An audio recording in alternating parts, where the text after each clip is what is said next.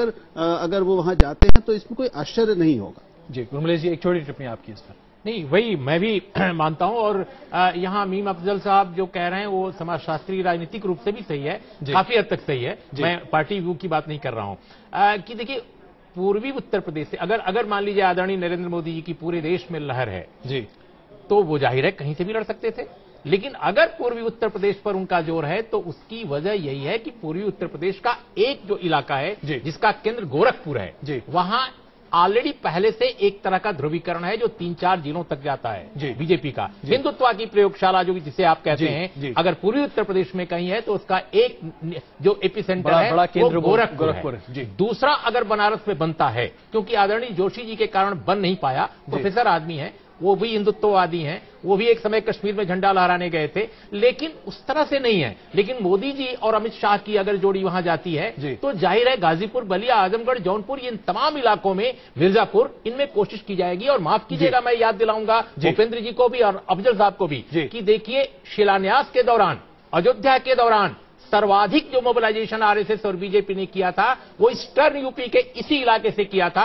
मुझे ऐसा लगता है कि नरेंद्र मोदी के लिए इसीलिए वाराणसी की सीट को खोजा जा रहा है। एक सांसद अयोध्या के दौरान सर्वाधिक जो मोबिलाइजेशन आरएसएस और बीजेपी ने किया था वो ईस्टर्न यूपी के इसी इलाके से किया था। मुझे ऐसा लगता है कि नरेंद्र मोदी के लिए इसीलिए वाराणसी की सीट को खोजा जा रहा है। एक सांस्कृतिक रूप से समुन्नत जगह को कैसे हिंदुत्व की प्रयोगशाला में तब्दील कर दिया जाए, ये शायद वजह है। लेकिन बिल्कुल भूपेंद्र जी की एक छोटी टिप्पणी ले लें इस पर। भूपेंद्र जी, इससे पहले कि जरा हम दिल्ली की बात करें, एक छोटी टिप्पणी आपकी इस पर।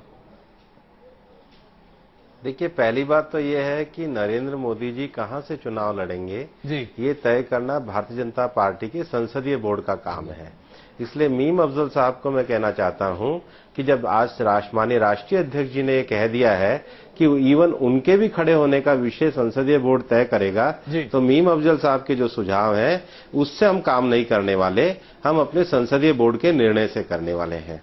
दूसरी बात, मीम अफजल साहब को ही मेरा सुझाव है कि उनके प्रधानमंत्री ने 10 साल तक इस देश को एक सरकार दी है, उनको वो संसद का चुनाव लड़ाकर देखें तो उनको पता पड़ जाएगा उनकी सरकार और उनके सरकार के नेतृत्व करने वाले नेता की जनप्रियता कितनी है। वो 10 साल में तो कभी हिम्मत कर नहीं पाए। इसलिए हमें सुझाव देने से पहले अपने प्रधानमंत्री के बारे में, वो उनको चुनाव लड़ाएंगे या नहीं लड़ाएंगे, इसके बारे में जवाब दे रहे हैं। तीसरी बात मैं कहना चाहता हूं कि उर्मिलेश जी से बड़ी विनम्रता से कहना चाहता हूं कि आप हिंदुत्व को एक अलग रूप में देखते हैं। हम हिंदुत्व में विवेकानंद के द्वारा भारत के अभ्युदय को देखते हैं, श्री अरविंदो के उच्च मानव के लक्ष्यों को देखते हैं, हम सबको समन्वित रूप से देखते हैं। उसको बहुत छोटी परिभाषाओं में मत बांधिए, उसको भारत के सांस्कृतिक जीवन प्रवाह से जोड़कर देखिए। हिंदुत्व की परिभाषा जी राहुल जी। भूपेंद्र जी, मैं लोभ का संवरण नहीं कर पा रहा हूं। क्या आपकी हिंदुत्व की इसी महान उदात्त परिभाषा के तहत ही या कसौटी के तहत ही आपने जो 4 अभियुक्त थे मुजफ्फरनगर के दंगों के, उनको टिकट दिया है, उनका पहले नागरिक अभिनंदन करवाया, फिर उनको अब आप टिकट दे रहे हैं? क्या यही हिंदुत्व की उदात्त परिभाषा है, श्री अरविंद और विवेकानंद का हिंदुत्व है? राहुल कंवर जी, जिस प्रकार से मुलायम सिंह जी के शासन ने हमेशा से सत्ता का दुरुपयोग करके लोगों को वर्गों में बांटा है, ये उसका परिणाम है। हम उसके विरुद्ध भी संघर्ष कर रहे हैं। बिल्कुल, इसी संघर्ष में आप ऐसे लोगों को टिकट दे रहे हैं जो कि लेकिन भूपेंद्र जी, ये जवाब नहीं हुआ राहुल देव जी। मुलायम सिंह जी की फासिस्ट सरकार के द्वारा अपनाई गई दमनकारी नीतियों का परिणाम है। आपकी पार्टी ने प्रपोज किए हैं जो मुजफ्फरनगर दंगे के अभियुक्त हैं, अभी भी वो अभियुक्त हैं, उन पर से दाग हटा नहीं है, उनकी कार्रवाई चल रही है मुकदमे की। आप उनको लगातार आपने सजेस्ट किया है कि साहब इन्हीं को बनाया जाए। तो ये पहली बात। दूसरी बात, वाराणसी की एक इसका जवाब दे रहा हूं, परंपरा, एक सेकेंड, वाराणसी की एक महान परंपरा जवाब दे रहा हूं। कबीर भी वाराणसी, प्रेमचंद भी वाराणसी, मदन मोहन मालवीय भी वाराणसी। मैं जानता हूं आप किस हिंदुत्व की बात करते हैं? जो मुलायम सिंह जी के शासन ने उत्तर प्रदेश में लोगों को राजनीतिक दुष्प्रेरणा के द्वारा अभियुक्त बनाकर समाज को बांटने की चेष्टा करी है। हम मुलायम सिंह जी की उस नीतियों के विरोध में जिस प्रकार से उन्होंने कुछ लोगों को जानबूझकर राजनीतिक दुष्प्रेरणा का शिकार बनाया है, उसके विरुद्ध भी संघर्ष कर रहे हैं। नहीं, बिल्कुल। इसी के भूपेन तहत जी, आपका सीधा गणित यही है कि वो जो जिस ध्रुवीकरण की हम बात अभी हो रही थी, उस ध्रुवीकरण से आपको भी फायदा होता है, हिंदू ध्रुवीकरण होता है तो बीजेपी को फायदा होता है, उसकी प्रतिक्रिया में मुस्लिम ध्रुवीकरण से सपा को फायदा होता है। लेकिन भगवान के लिए राहुल जी, ध्रुवीकरण की राजनीति उन पार्टियों ने करी है जिन्होंने तथाकथित धर्मनिरपेक्षता का आवरण ओढ़ा है। हमने हमेशा सबको समान धरातल पर विकास की राजनीति की बात करी है। आप तथाकथित तौर पर जिन बातों को कह रहे हैं उसका जवाब मीम साहब खुद ही देना चाहते हैं। मीम साहब।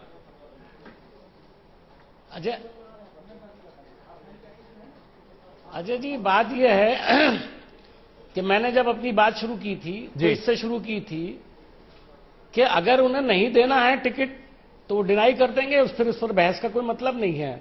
लेकिन जब तक वो मनमोहन सिंह जी को दीजिए ना टिकट, होगी। हमारी पार्टी के जो कमजोरियां हैं उस पर भी बहस होती है, हमें जवाब देना पड़ता है, हमको जवाब देना पड़ता है। दूसरी बात यह है कि एक बात मैंने कही थी कि भाई इसका मकसद क्या है, इसका मकसद है पोलराइजेशन करना जी। एक दूसरा मकसद और है जी, जो मैं रह गया था कहने से। दूसरा मकसद यह है, अब इसमें नाम देखिए कौन से बड़े बड़े नाम हैं। अहमदाबाद यानी गांधीनगर, एडवाणी जी वहां से चुनाव लड़ते हैं, वो भी स्टेक पर है। और वाराणसी जहां से मुरली मनोहर जोशी जी चुनाव लड़ते हैं, वो भी स्टेक पर है।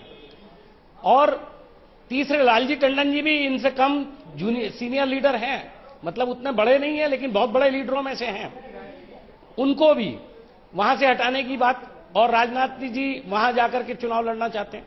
तो एक बात तो बिल्कुल तय है कि बहुत सारे लोग हमसे पूछते हैं भारतीय जनता पार्टी, मोदी जी आ गए तो किसको बड़ा खतरा है, देश को खतरा है नहीं है। बहरहाल मैं कहता हूं देश को खतरा नहीं है, सबसे पहला खतरा भारतीय जनता पार्टी को है, जिसकी ये मिसाल है। मीम साहब जो बड़े लीडर्स हैं, मीम साहब, जिसमें कोई आप देख लीजिए कि कितने सीनियर लोग हैं। नहीं, बिल्कुल हम इनको कितनी सफाई से अलग करने की कोशिश की जाएगी अगर ये चुनाव में टिकट दे दिए गए तो। चलिए मीम साहब, आपकी ये भी बड़ा अहम सवाल है। इन्हीं मुद्दों पर हम वापस आते हैं। एक छोटी सी रिपोर्ट यहां दिखा लेते हैं। भारतीय जनता पार्टी के लोगों को, उन लोगों को जिन्होंने भारतीय जनता पार्टी के लिए बहुत कुछ किया है। मीम साहब, मैं इन मुद्दों पर हम लोग वापस आते हैं, चर्चा करते हैं, लेकिन इससे पहले एक छोटी रिपोर्ट देख लेते हैं किस तरीके से भारतीय जनता पार्टी दिल्ली के टिकटों के ऐलान को लेकर लगातार रास्ते ढूंढ रही है। किसे मनाएं, किसे रूठने दें और किसे समझा बुझाकर चुनाव में खड़ा कर दें। क्या ये अपने आप में संभव हो पाएगा? छोटी रिपोर्ट। मंत्री कैसा हो? मिशन 272 प्लस के लिए एड़ी चोटी का जोर लगा रही बीजेपी के लिए मुश्किल का सबब दिल्ली में लोकसभा की 7 सीटें भी हैं। भारत माता की। लोकसभा की इन 7 सीटों पर बीजेपी ने अभी तक अपने पत्ते नहीं खोले हैं। इस बार पार्टी को ऐसे चेहरों की तलाश है जो नरेंद्र मोदी की लहर में दिल्ली में जीत का परचम लहरा सके। पिछले आम चुनाव में बीजेपी खाली हाथ रही थी, दिल्ली की 7 सीट कांग्रेस के खाते में गई थी। लेकिन इस बार बीजेपी के लिए तगड़ी चुनौती कांग्रेस नहीं बल्कि आम आदमी पार्टी से मिल रही है, क्योंकि विधानसभा चुनाव में आम आदमी पार्टी ने दिल्ली का राजनीतिक भूगोल ही बदल दिया। पिछले चुनावों में बीजेपी ने जिन 7 उम्मीदवारों को मैदान में उतारा था, उनमें से 4 तो अब रेस में ही नहीं है। नई दिल्ली से चुनाव लड़े विजय गोयल अब राज्यसभा के सदस्य बन चुके हैं। फिलहाल यहां से कोई बड़ा नेता चुनाव लड़ने के लिए मजबूती से दावा पेश नहीं कर रहा। उत्तर पश्चिमी दिल्ली की उम्मीदवार मीरा कांवरिया अब नहीं है। इसके अलावा पूर्वी दिल्ली से चेतन चौहान और उत्तर पूर्वी दिल्ली से बीएल शर्मा प्रेम भी सक्रिय नहीं रहे। 3 क्षेत्रों में पश्चिमी दिल्ली से जगदीश मुखी, चांदनी चौक से विजेंद्र गुप्ता और दक्षिण दिल्ली से रमेश बिधूरी इस बार भी टिकट मांग रहे हैं। इनमें से जगदीश मुखी और रमेश बिधूरी एमएलए हैं। माना जा रहा है कि अगर चुनाव बाद बीजेपी दिल्ली में सरकार बनाने की संभावना तलाशेगी तो एमएलए को टिकट नहीं दिया जाएगा। पार्टी सूत्रों का कहना है कि दिल्ली में उम्मीदवारों के नाम पर इलेक्शन कमेटी 13 मार्च को फैसला ले सकती है। सब कुछ डिसाइडेड है, जल्दी ही आपको बताएंगे, चिंता ना करिए। किसी सीट पे कोई विवाद नहीं है, सब जगह आपको बहुत जल्दी एक ही एक कैंडिडेट देंगे, कोई विवाद नहीं करेंगे। ये बात अलग है कि अभी तक के तमाम सर्वे मोदी के पक्ष में दिख रहे हैं और दिल्ली में भी बीजेपी के वोट शेयर में बढ़ोतरी दिख रही है। फिर भी पार्टी रिस्क लेने के मूड में नहीं दिख रही, क्योंकि दिल्ली विधानसभा चुनाव में मोदी के नाम के खूब इस्तेमाल के बाद भी आम आदमी पार्टी ने उनकी उम्मीदों पर पानी फेर दिया था। इसलिए लोकसभा चुनाव में पार्टी कोई रिस्क लेना नहीं चाहती। दिल्ली के सियासी दलदल को बीजेपी ने अपने पसीने से तो पिछले चुनाव में खूब सींचा, लेकिन कमल खिलते खिलते रह गया। ऐसे में पार्टी की पुरजोर कोशिश होगी कि लोकसभा चुनाव में कम से कम खाता यहां से खोल लिया जाए और मोदी के हाथ को मजबूत किया जाए। लेकिन कुल मिलाकर जो राजनीतिक हालात दिखाई दे रहे हैं, ऐसे में फिलहाल पार्टी के सामने सबसे बड़ी चुनौती जिताऊ उम्मीदवार को खोजना और उतारना ही है। ब्यूरो जर्नलिस्ट राघव अमीन के साथ मधुरेंद्र कुमार, न्यूज नेशन, दिल्ली। जाहिर सी बात है भूपेंद्र जी, आप इसे फिर कल्पना की उड़ान कह देंगे, लेकिन क्या ये बात सही नहीं है कि कई भारतीय जनता पार्टी के वरिष्ठ नेता जो अपने आप को दिल्ली में सुरक्षित महसूस करते थे, आज आम आदमी पार्टी की वजह से न सिर्फ अपने आप को असुरक्षित महसूस करते हैं बल्कि चुनाव से कतराने भी लगे? हर्षवर्धन जी ने अभी आपके सामने बयान दिया है, विचार विमर्श की प्रक्रिया चालू है और शीघ्र ही हम नाम देने वाले हैं। बिल्कुल, और दिल्ली की प्रदेश समिति, केंद्रीय समिति के सामने जाने वाली, कहाँ दिक्कत है? दिक्कत हो रही है, आपके पास उम्मीदवार प्रदेश अध्यक्ष दिखाई दे रहे हैं। जब प्रदेश अध्यक्ष आपके सामने कह रहे हैं, सारी एक्सरसाइज चल रही है सर्वानुमति की, कार्यकर्ताओं से फीडबैक लेकर के जी, और केंद्रीय चुनाव समिति के सामने जाने की तैयारी हो रही है। जाहिर सी बात ये तो प्रक्रिया है राजनीतिक पार्टी के कार्य करने की। ऐसा तो है नहीं कि आप दिल्ली छोड़ देंगे, लेकिन जो तथाकथित तौर पर बड़े नाम यहाँ जीतने वाले उम्मीदवार हैं सारे। बिल्कुल, मैं वही तो कह रहा हूँ, जो बड़े लोग यहाँ से चुनाव लड़ने की बात कर रहे थे।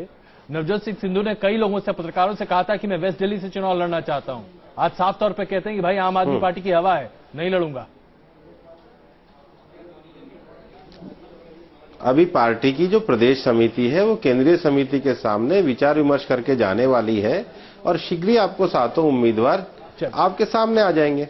बिल्कुल, एक आखिरी टिप्पणी का वक्त बचा है। राहुल देव जी, क्या आपको लगता है कि आम आदमी पार्टी जी मीम साहब, मैं बस एक सेकंड बारे में जी, बस एक सेकंड मीम साहब, बस एक सेकंड, क्या आपको लगता है कि मीम साहब को कहो कि मनमोहन सिंह जी को लड़ाने दिल्ली से? नहीं, चलिए आप लोग आपस में वो लड़ाई लड़ लीजिएगा। लेकिन राहुल देव जी, क्या ये आम आदमी पार्टी सबसे बड़ी एक तरह से विध्वंसकारी ताकत भारतीय जनता पार्टी के लिए दिल्ली में बनती दिखाई दे रही? दिल्ली में भी और बाहर भी कई जगह वो जहां जहां उसका असर काफी है, वहां उससे बीजेपी को नुकसान होगा, नुकसान कांग्रेस को भी होगा। वो कांग्रेस को विस्थापित कर रही है तो उसका सफाया हो सकता है, लेकिन ज्यादा नुकसान जीत के लिहाज से बीजेपी का होगा और बीजेपी के लिए चिंतित होने के बिल्कुल वाजिब कारण है। चलिए, इस चर्चा को हमें यहीं पे खत्म करना पड़ेगा। आशंकाएं हैं और भूपेंद्र जी, हम उम्मीद करते हैं कि 7 सीटों पर दिल्ली के लिए कम से कम 7 ही उम्मीदवार आए, बाकी लोग अनशन या विरोध पर न बैठते हुए दिखाई आपकी आशंकाएं निर्मूल साबित होंगी। चलिए, बहुत धन्यवाद आप सबों का चर्चा में शामिल होने के लिए। वापस आते हैं। धन्यवाद।